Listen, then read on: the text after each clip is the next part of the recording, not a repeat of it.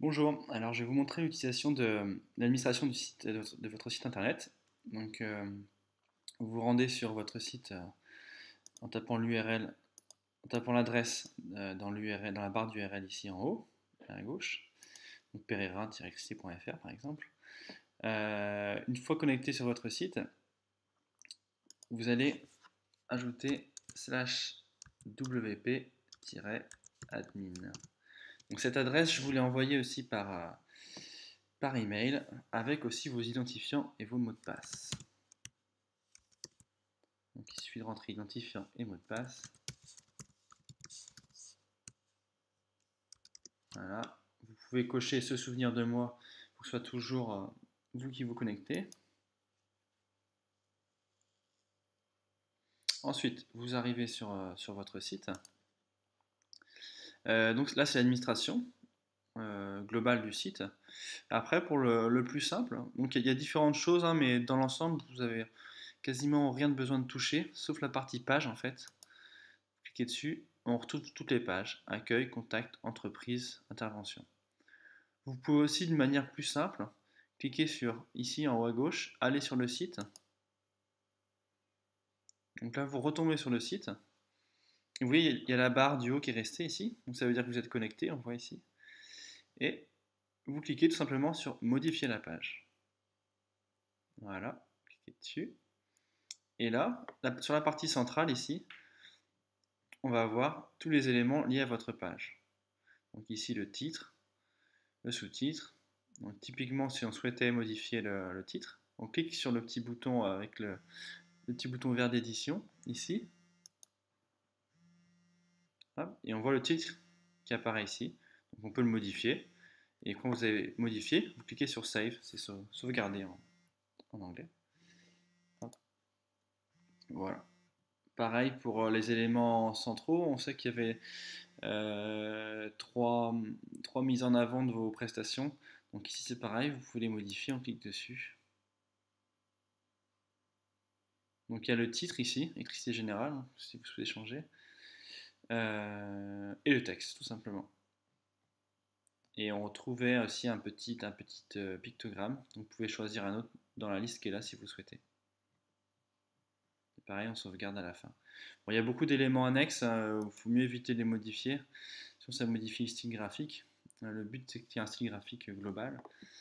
Euh, Ici pareil, sur la partie basse, on retrouvait donc les dernières réalisations, quelques exemples de chantiers. Il y avait donc le titre aussi électricité avec la description de l'entreprise ici, là. Ça, vous pouvez modifier. Et on retrouvait donc contactez-nous.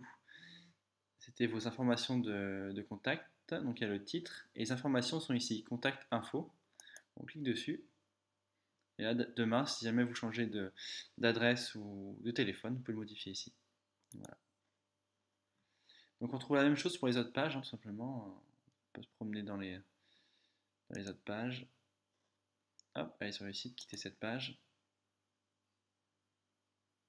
Ah oui, un point important par contre que j'ai oublié de vous préciser, c'est qu'à chaque fois qu'on fait des modifications, donc par exemple,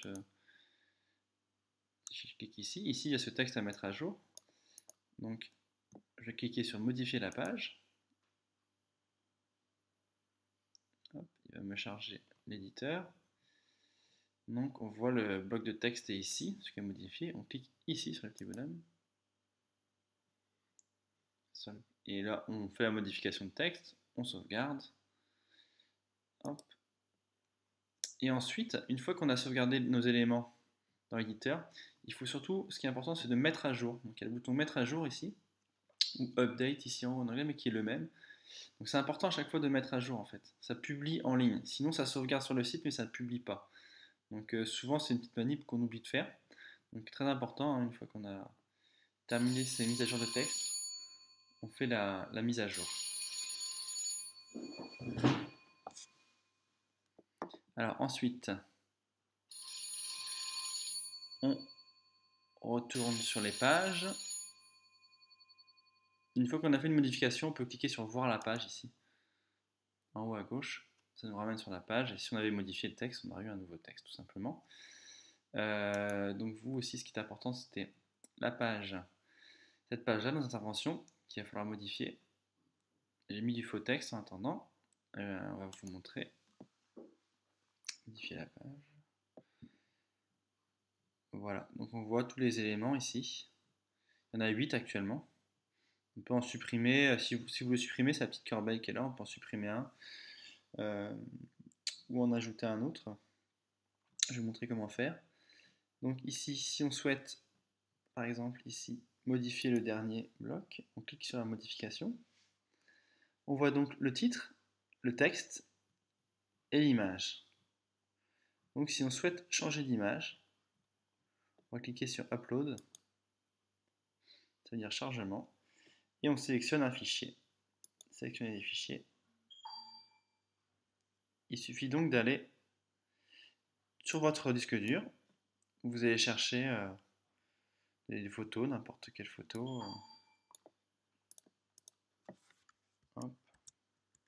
On va essayer de faire le test avec.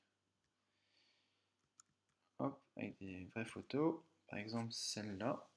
Hop, j'ouvre. Ça charge. Donc on voit qu'il y a un petit élément de chargement ici là. Il faut attendre un petit peu que ça charge.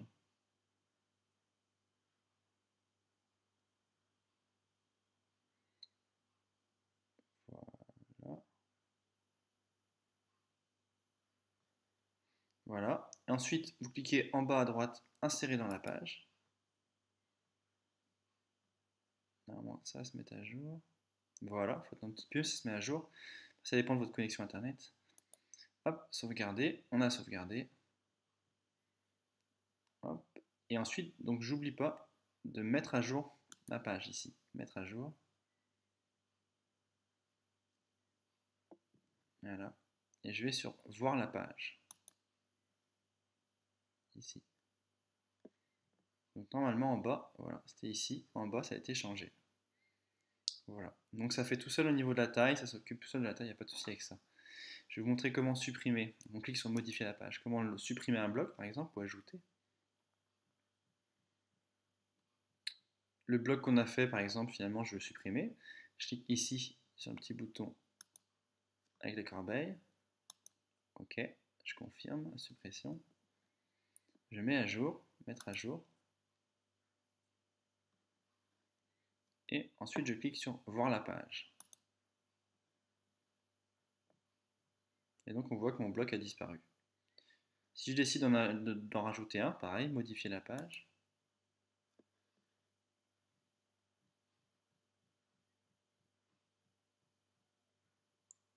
Hop.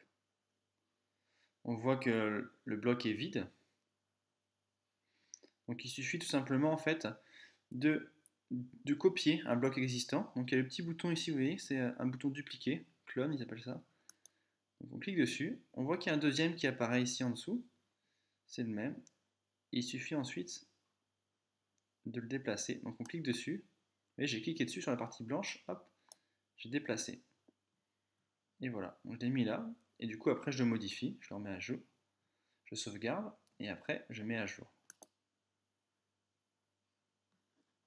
Hop, je clique sur voir la page.